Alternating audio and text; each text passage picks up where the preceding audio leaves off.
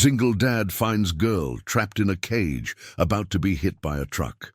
But as he's about to save her, something terrible happens. Leave a comment giving a rating from 0 to 10 for my story. Your opinion is very important, and subscribe to my channel to support my work. I'm counting on your help. The dusty road stretched out under the scorching afternoon sun, cutting through the outskirts like a scar neglected by the county. The 30-year-old single dad gripped the steering wheel of his beat-up sedan, the tense muscles in his jaw revealing the constant pressure of raising his 4-year-old son alone.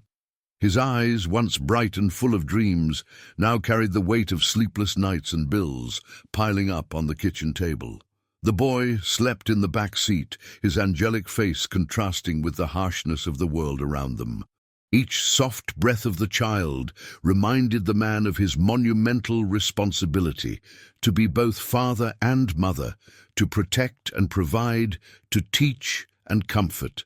His calloused hands from working construction tightened on the steering wheel as he thought about the meeting at school last week, where the principal had hinted that he might need additional support to adequately care for his son. The desolate landscape of the outskirts paraded past the window, unfinished houses, vacant lots filled with trash, and kids playing barefoot in the dirt streets.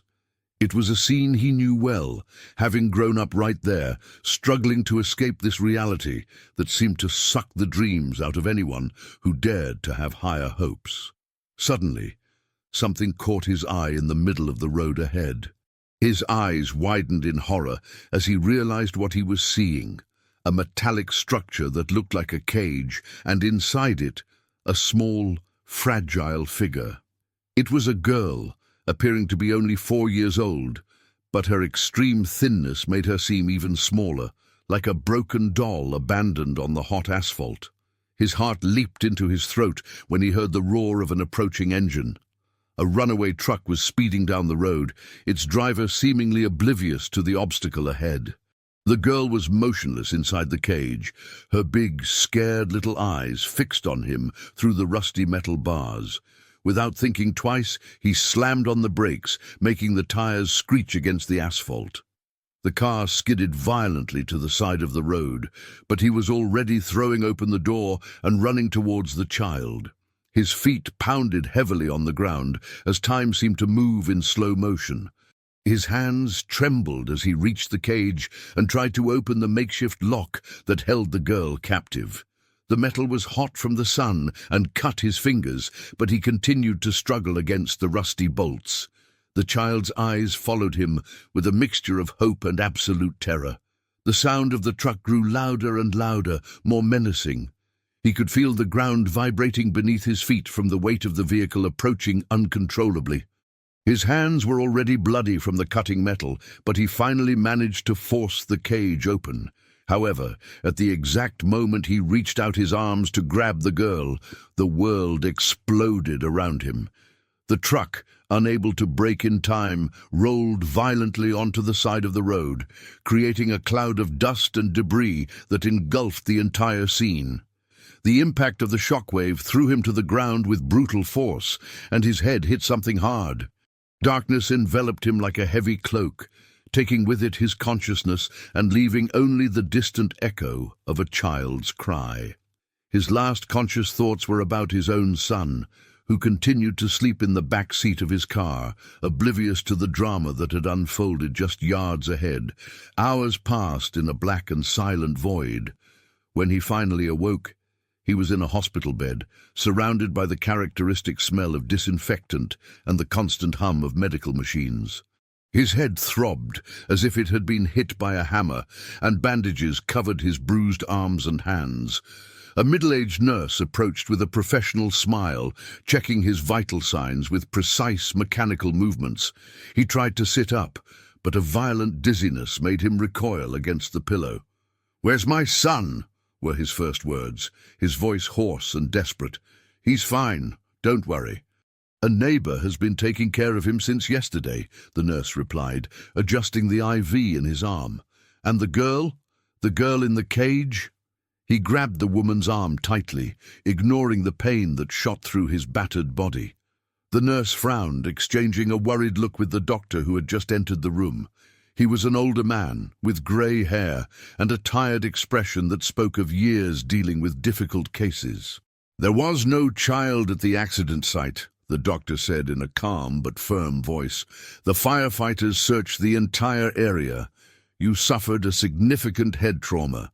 It's common to have hallucinations in cases like yours." It wasn't a hallucination.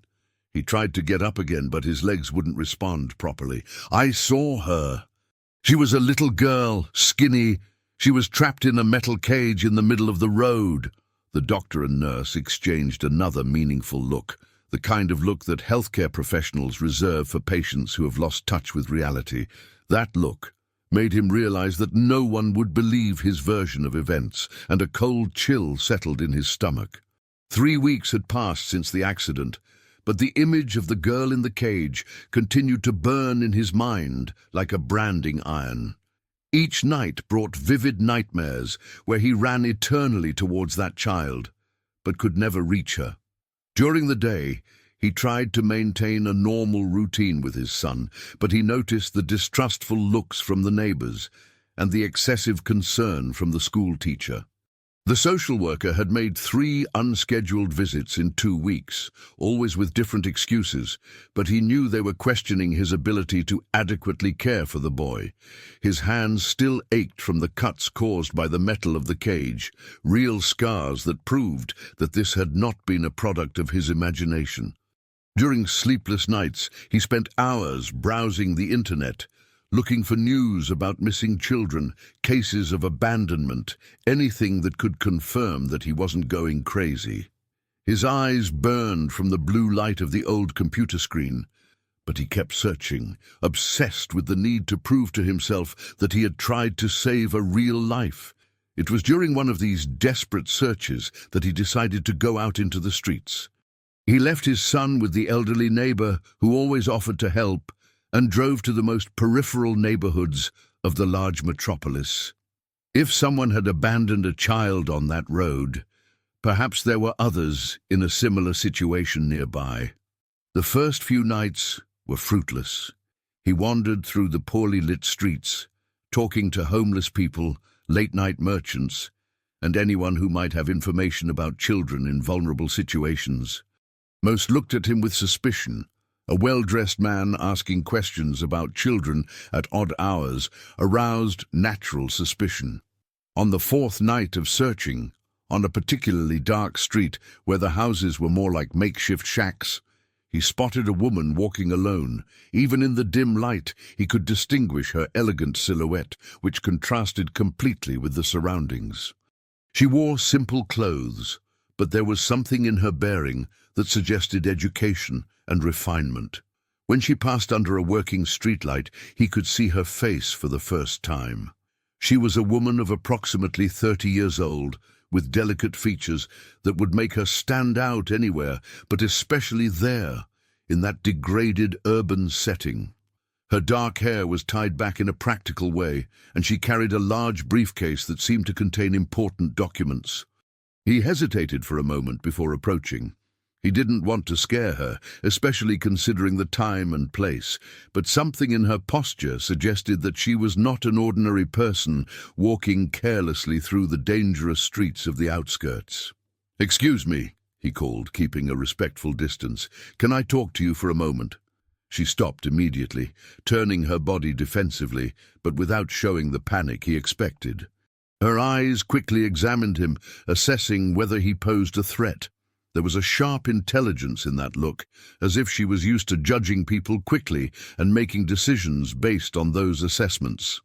"Depends on what you want," she replied in a firm but cautious voice. "If you're looking for something you shouldn't be, you're in the wrong place." "I'm looking for a child," he said, trying to sound as unthreatening as possible. "A little girl, very skinny, who may have been abandoned or is in danger." Her expression changed subtly. What was once pure distrust now included a hint of genuine curiosity. She took a step closer, studying his face in the dim light of the pole. "Why are you looking for this child?" she asked, and he realized that there was something in her voice that indicated knowledge about the subject. He told her about the accident, about the cage on the road, about how no one believed his version of events. As he spoke, he noticed that she paid attention to every detail, asking specific questions about the girl's appearance, the exact time of the incident, the precise location of the accident. "You're not crazy," she said finally, and those words were like an immense relief to him. "But you also don't know what you're getting into." She introduced herself as the coordinator of a shelter for children at risk, explaining that she worked mainly at night because many cases of abandonment happened during this period. Her beauty was even more striking up close, but there was a hardness in her eyes that spoke of terrible things she had witnessed. "If you really saw what you describe, that child may be in much greater danger than you imagine," she continued, looking around as if checking to see if they were being watched.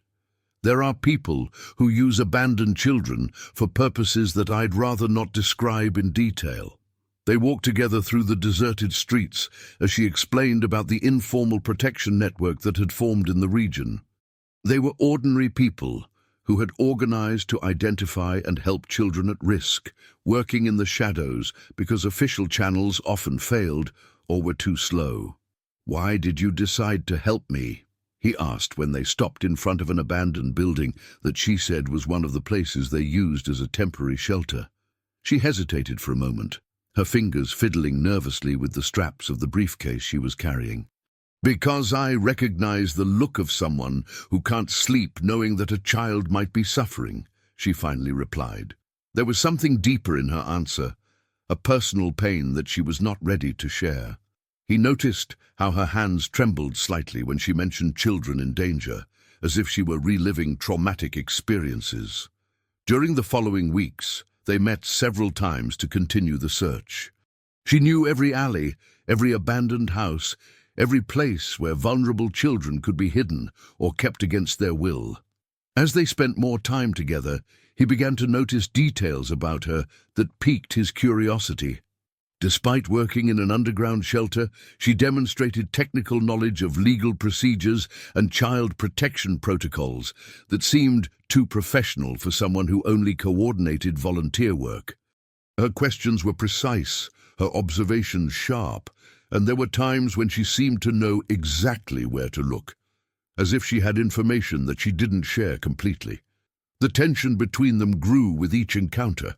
It was impossible to ignore the attraction he felt for her, especially during the long nightly walks through the dangerous streets, when the adrenaline of the search mixed with the physical proximity forced by the circumstances.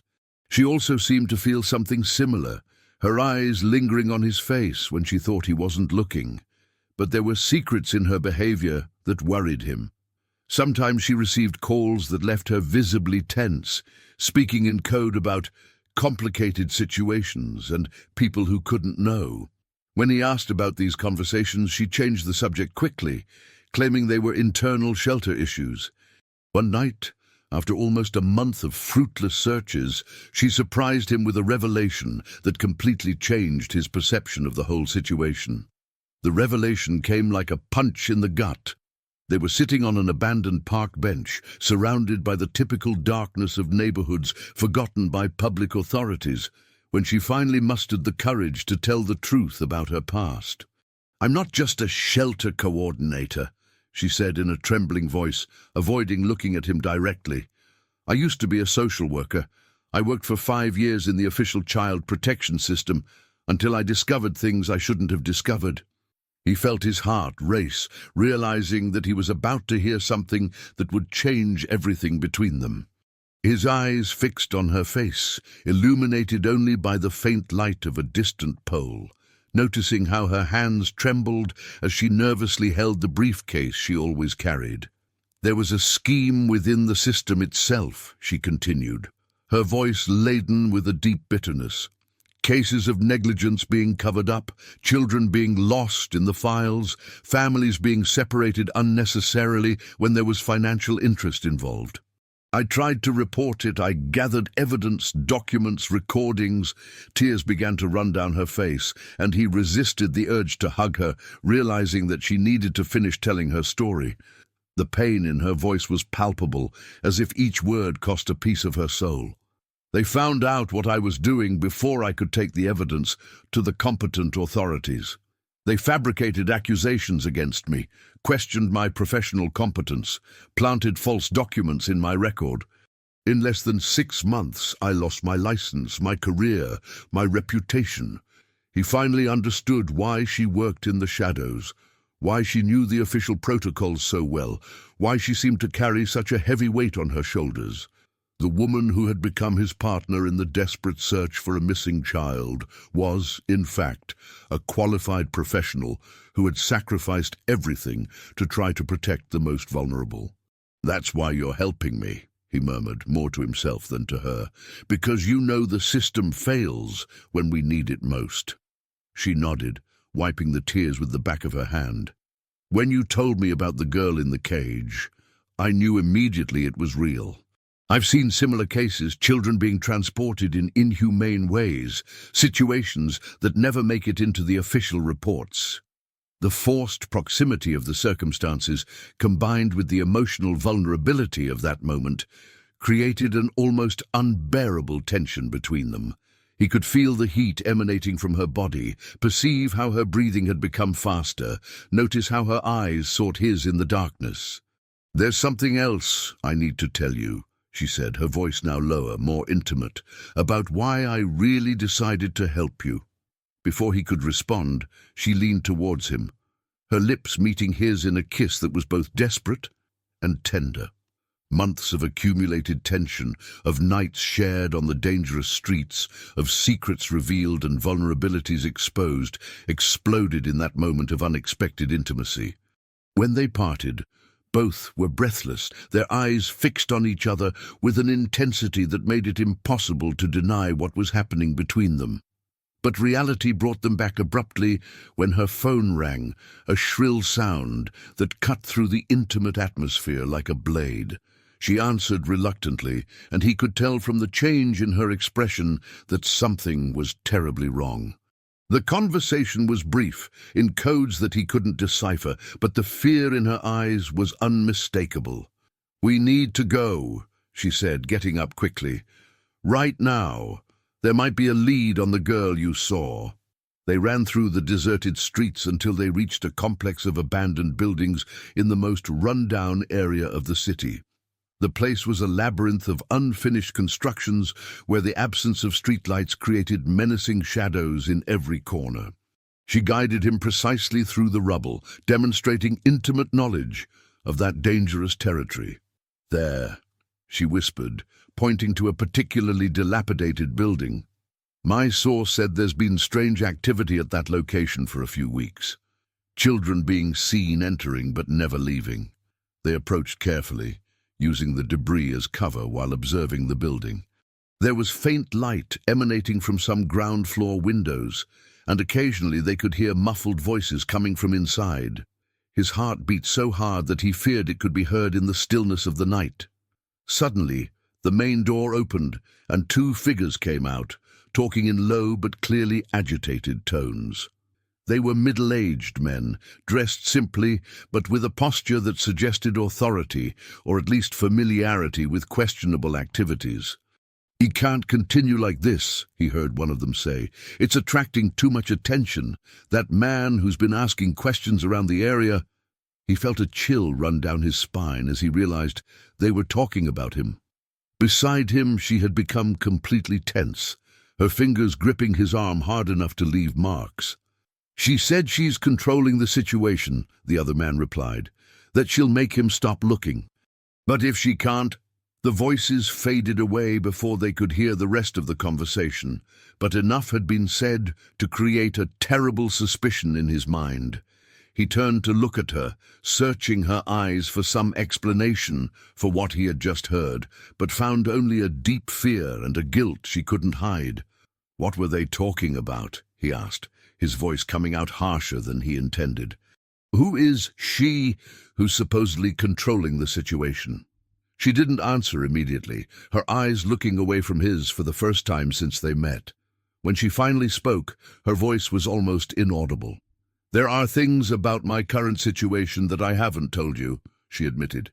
"When I lost my professional license, it wasn't just my career that was destroyed. They made sure I could never officially work with child protection again." "And?" he pressed, feeling that there was much more to come. "And they threatened to do worse if I didn't stop investigating the cases I had discovered. But I couldn't just give up, so I started working independently, helping children through unofficial channels." The puzzle was beginning to form in his mind, and he didn't like the picture that was emerging. "You're being blackmailed by someone connected to this scheme." Tears returned to her eyes, but this time they were tears of despair, not of relief for finally telling the truth. "They found out about my clandestine work. They said that if I didn't stop, they would not only reveal my location to my former bosses, but also plant evidence that would make me appear complicit in the crimes I tried to report." He felt the world spin around him. The woman he had fallen in love with, the person in whom he had placed his trust and his hopes of finding the missing girl, was being controlled by the same people who had possibly put that child in danger. "That's why you know this area so well," he said, his voice laden with a bitter understanding. "That's why you know exactly where to look. You're not helping me find the girl. You're keeping me away from her." The silence that followed his accusation was deafening. She stared at him with tear-filled eyes, her hands trembling violently as she tried to find words that could explain the unexplainable. The pain in her face was genuine, but that only made the betrayal even more cruel. "It's not what you think," she whispered finally. "I approached you initially because they forced me to. It's true. But everything changed. What I feel for you is real. What we've done together during these weeks has been real." He recoiled, feeling as if he had been shot in the chest. Months of desperate searching, sleepless nights, the growing concern of the authorities about his ability to care for his own son. All this had been orchestrated by people who wanted to keep him away from the truth. "Where is she?" he asked, his voice coming out colder than he ever imagined he could be. "Where is the girl I saw in that cage?" she sobbed, covering her face with her hands. "She's alive, but I can't tell you where. If I speak, they'll destroy me completely, and not just me. They have files on you too, on your son, on your financial situation. They can make you lose everything." The mention of his son made something break inside him. The anger he felt turned into an ironclad determination he didn't know he possessed. He grabbed her by the shoulders, forcing her to look him in the eyes. "Listen carefully," he said, each word charged with an intensity that made her tremble. "I don't care what they do to me, but if a child is suffering because of my cowardice, I'll never forgive myself, and neither should you." His words seemed to awaken something in her that had been suppressed by fear. She straightened her shoulders slowly, wiped her tears, and stared at him with a renewed determination. "You're right," she admitted. "I've become exactly the kind of person I used to despise when I worked in the official system. Someone who chooses their own safety at the expense of a child's well-being." Over the next few hours, she told him everything.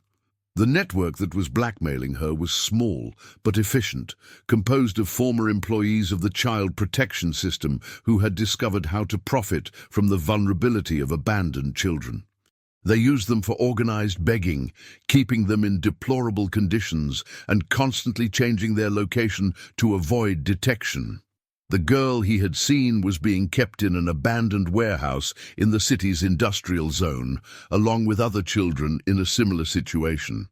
The plan was to move her to another state within a few days, where it would be even harder to track her down. "There's something else," she said, hesitating. "Something about why you specifically saw her that day, at that location." He frowned, sensing that he was about to hear something that would completely change his understanding of the whole situation. "That wasn't a coincidence," she continued. "You were chosen. Your ex-wife, She works for an organization that investigates cases of parental neglect. She was testing you." The world seemed to stop completely. His ex-wife, who had abandoned him and their son 3 years earlier, claiming she couldn't handle the responsibilities of motherhood, was now investigating his ability as a father. "She wanted to know if you really were the stand-up guy you appeared to be," she explained, seeing the confusion in his eyes. "If they put a child in real danger in front of you, would you try to save her, even risking your own safety? And you passed the test, but that created a problem they weren't expecting." "What problem?" he asked, although part of him already knew the answer. "You didn't give up. Most people would have accepted the medical explanation about hallucinations caused by trauma and moved on. But you kept searching, and that threatened to expose the entire operation." The anger he felt at that moment was unlike anything he had ever experienced. It wasn't just anger at the betrayal, but a burning fury at the cruel manipulation that had placed an innocent child in real danger just to test his morality. "We're going to get her," he said, with a determination that surprised even himself. "Now, tonight."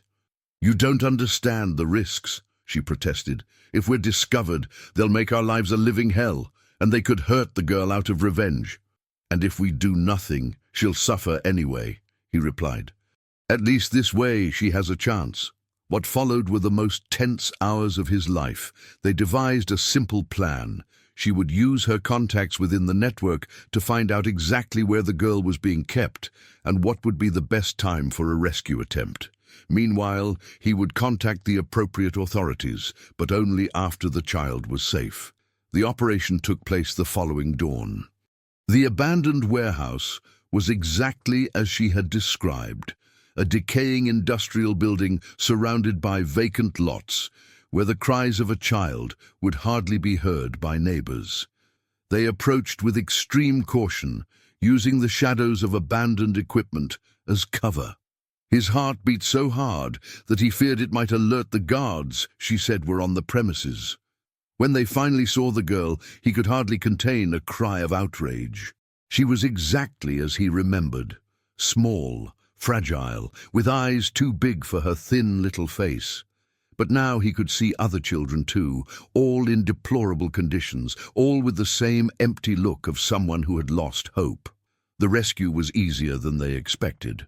The guards were relaxed, confident that no one would discover the location. In less than 30 minutes, they had taken all the children out of the warehouse and placed them in safety. But the real twist was yet to come. When the authorities arrived at the scene, they found not only evidence of the child exploitation operation, but also documents that revealed the full extent of the scheme.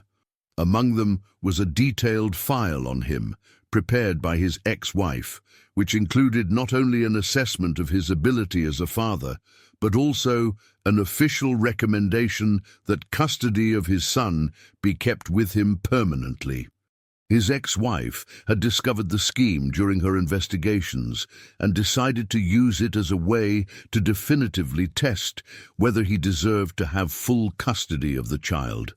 When she realized that his obsession with saving the unknown girl was putting everything at risk, she tried to stop the test, but it was too late.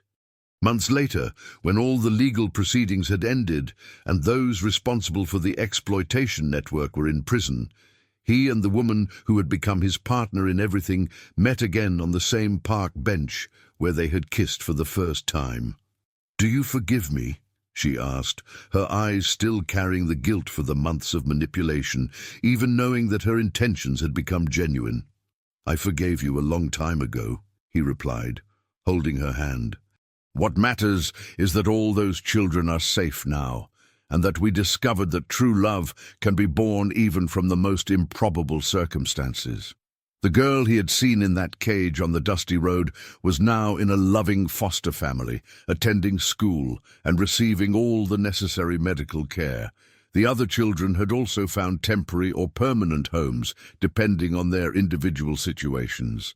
He officially regained full custody of his son, who now had a new mother figure in his life, and she managed not only to clear her name professionally, but also to find a new way to work in child protection, this time completely legally and transparently.